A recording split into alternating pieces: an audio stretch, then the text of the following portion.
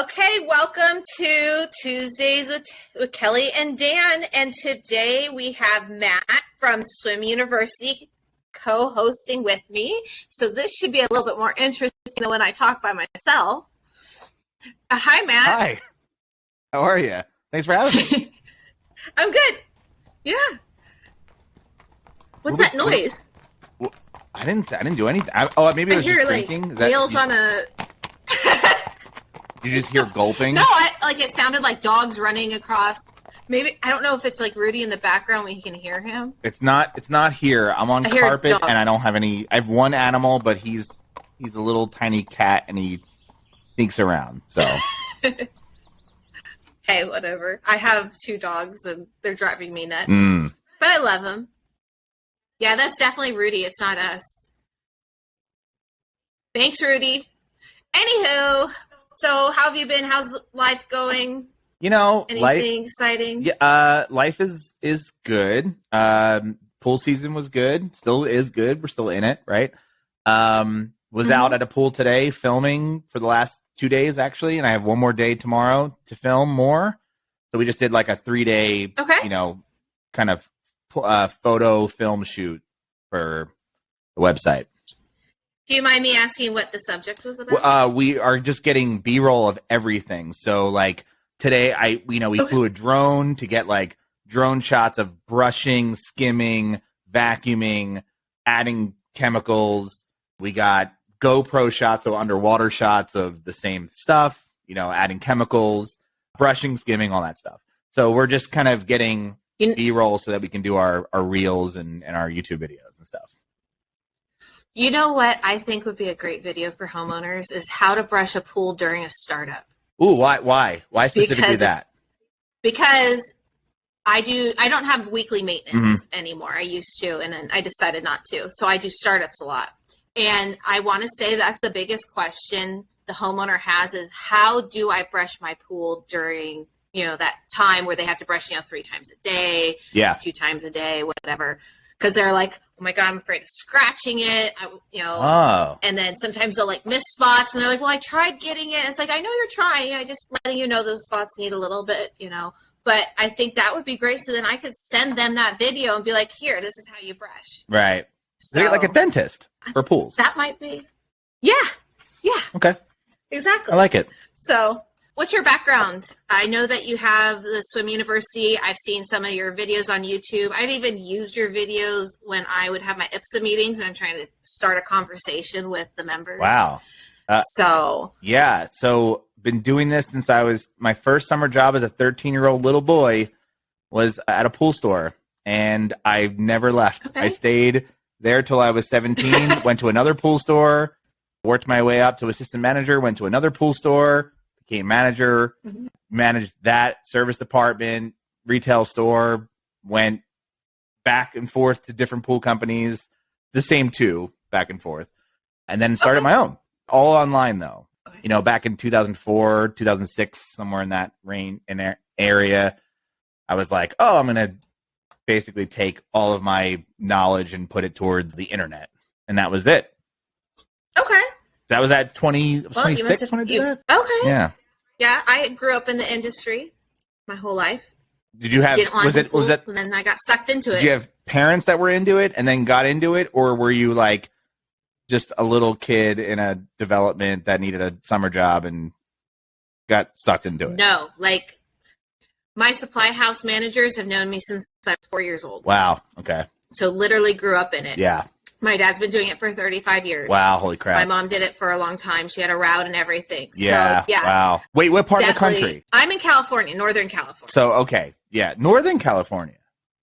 I know there's a lot of Southern California. Yeah, so I'm like Sacramento area. So the capital of California. I almost lived in Rockland. We are different than LA. Do you know where? What? I almost lived in Rockland. I work in Rockland. Oh. I work in Rockland all the time. So yeah. So I almost got poached by Pool Supply World. Do you know them? Yes. They're no longer a thing because they got bought by Leslie's, but I was like this close. Was not this a little close. So Rockland is really a nice area. I was looking forward to it. It's really booming. Mm-hmm. Yeah, it's really booming. It's growing really fast. So I predominantly work out there, Roseville, Lincoln. That's where I'm the busiest because the houses are building. They're just doing it so fast, and everybody wants a pool. And it's like, okay, whatever, wherever you want me to go. If you pay me, I'll go. Yeah. I do warranty for Hayward, and I'll travel. I'll go to Chico. I'll go to Placerville. I'll go to Ione. I'll go to the Bay Area if they want me to. Wherever you pay me, I'll go. Sweet. So, but yeah, that's my background. Grew up in it. Didn't want to do it. Got sucked into it. I have this theory: either you get sucked in and you can never get out, or you don't last very long. Oh, yes. It's like you're a college kid. You come in for a bit and you're gone, right? Or you are in it for. I mean, like I'm a lifer. It's my whole life. I'm 30.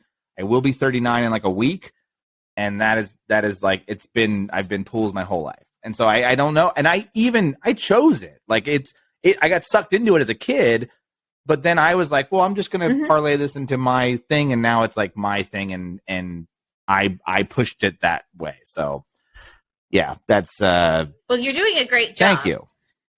Trying. Because like I said, I love your videos, and I like that they're not too long. Mm-hmm. They're enough to get your attention and listen and give you the information. So however you can find what makes you happy in your profession, I think is key, because you're going to be stuck in it for your life. So make sure you love it. Would you say that you like the online feel better than you did when you were, I guess you could call it, in the field? Yeah, I did a little field work, so I wouldn't say like I'll be honest. Like I was mostly retail boy, right?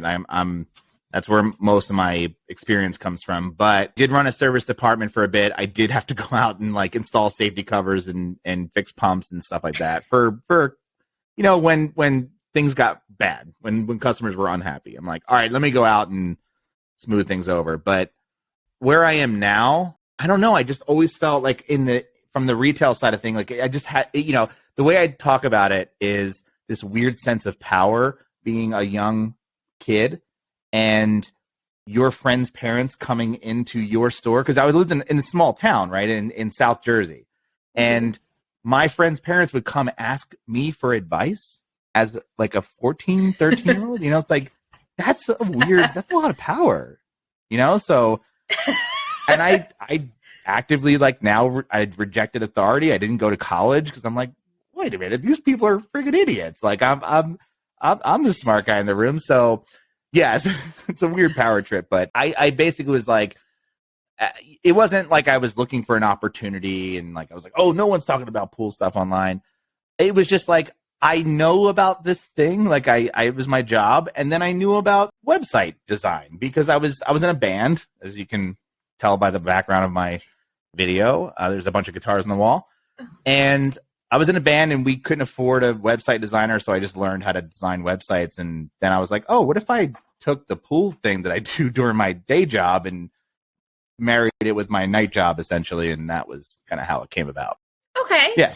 Well, I think that's a great idea, especially since, probably at that time, there really wasn't much for homeowners to have as a resource to help them with their pool. Like we're 2004? So it's like barely the internet? It was like internet was maybe 10 years old at the most? Back when we had the flip phones and you had to push 6 buttons to navigate the internet if you could even get on the internet. We had Snake, and that was the big game at the time. Yeah.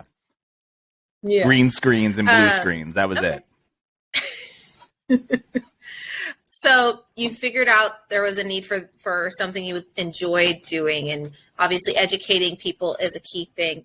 Would you say that that's what's going to really help people when it comes to care of their pool? Or do you think that there's other things that are key to make things successful? I like to think that education is key. I moved into this house and there was 2 existing ponds. So you would think like, oh, I'm in the pool business. Like I got ponds. I don't understand. I'm so confused. And there's no online resource that really tells me what's up. And there are I hired a pond service to come out and like take care of it. And even that, like sometimes they're confused. And so I don't know. I kind of feel like education is important, but it's really like if somebody were to tell me exactly what to do, every Tuesday you need to do this. And I put it in a calendar and I was just diligent about doing that thing. That is, I think, what would be super helpful for me.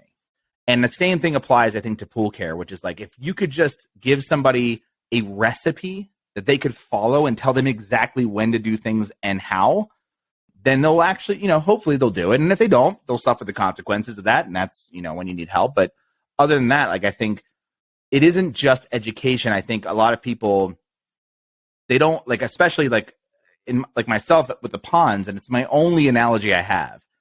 I don't want to be an algae chemist. I don't want to know how it's grown. I don't want to be this like biochemist person who understands it and goes like, oh, I'm going to invent my own thing. Just tell me what to add, when to add it, and I will add it. That's as simple as that. And so that is my approach to education in the pool industry, is just to be like, just tell me what to do when I just want to friggin' swim in it. I don't want to be you guys. I want to be like whatever I do for a living, as the homeowner. And I just want my pool clear so that my, kids and my significant other are not mad. Now, do you find that you have more people trying to learn how to take care of their own pool, especially when there's like a recession or a economic crisis? I mean, the pandemic was huge for, I believe, all of us, right? Like that wasn't like as a pool industry, I don't think we saw that since 2004 and maybe 2008. I think, and it's so funny because so many pools were, and I don't know, as like a service company, no, I don't think service companies were out there like cleaning Intex pools and stock tank pools and whatever else people are building nowadays. I refuse to do above ground pools. Oh, just in general. Like, I mean, that makes sense. Well, most of the time they don't even have like the right filter and pump, so I can't keep up with it. So instead of wasting my time and theirs, sorry, that's not my cup of tea. Yeah, not my bag, baby, as to quote a movie. But yeah, I that makes so much sense because I wouldn't want to do that either. And I think, obviously, like so many people got pools during the pandemic, right? And business was good. Now, I feel like this year, everyone went on vacation and perhaps neglected the pool a little bit, but it's all going to come back. And I don't know. I don't know what the future holds for the industry. I think it's good. I think it's good no matter what, though. Like, I think we're on a upward trend. I think that the pool industry is kind of a safe industry compared to other industries. Yeah. That unfortunately, we're always going to need to help them take care of their pools. And if it's you with your website where you can give them videos, or if it's us actually going out there. Well, what's interesting about it too is that if there's a turnover, right? Because like, you might sell a pool, and then the Gen Z people are going to come up and they're going to just move into these homes with pools, and they're going to be internet savvy, which are, the people that I was dealing with were absolutely not, right? Like the fact that our YouTube channel even grew at all is surprising, because like my dad doesn't know that you can subscribe to other videos. Like he doesn't, know that that's even possible. So yeah, I think it's funny because it's an industry, because when you build a pool, it's a cement block in the ground. It's not going anywhere unless you fill it in, which, who wants to fill in a pool? I don't know. You have to be a crazy person, but I think it is a safe industry, and it is.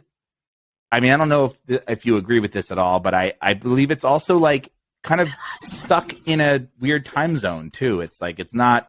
So how many subscribers do you have on YouTube? Well, let's start with YouTube. 157,000. Oh, wow. Yeah, we got a little plaque. Now, that was fun. That was a fun day.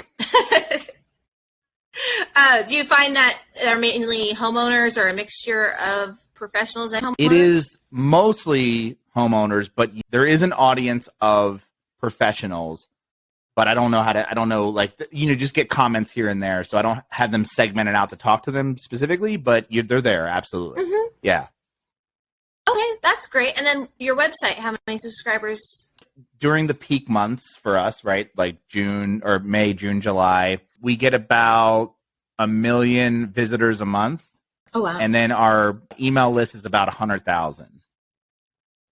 Yeah. Oh, wow. I'm just trying to get 1,000 followers on Instagram. So we just passed it. Like, Instagram is totally new to us. And yeah, I just hired, we're a family business. So we just hired, meaning my wife and I hired my brother.